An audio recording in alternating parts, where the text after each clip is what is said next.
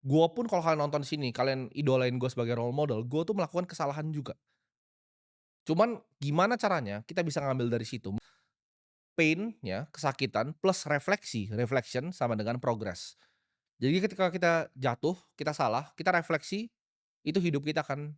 Di situ gue bisa belajar gimana caranya beliau mikir, dan beliau announce bahwa itu akan jadi annual letter yang terakhirnya tahun ini ya, dan gue pas baca itu gue juga sedih karena udah nggak ada lagi gitu tahun depannya lagi udah nggak ada tulisan ibaratnya yang gue tunggu.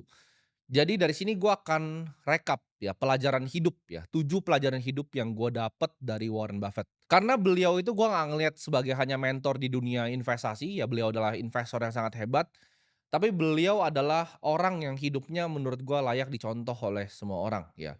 Beliau itu mengajarkan nilai-nilai seperti kebaikan ya, kebijaksanaan dan wisdom-nya itu patut untuk dicontoh.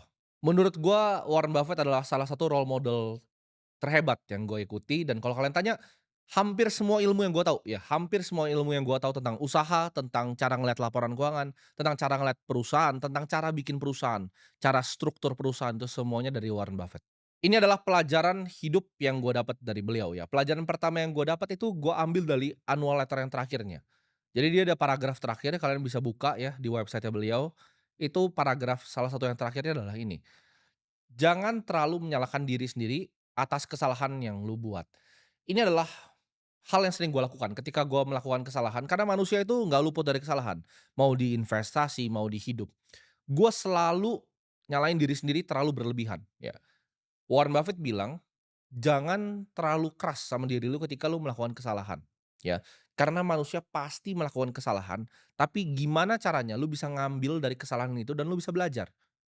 Jadi itu adalah hal penting yang gue ambil dari beliau. Semua orang pasti buat yang namanya kesalahan, jangan terlalu keras sama diri lu, tapi coba ambil pelajarannya apa.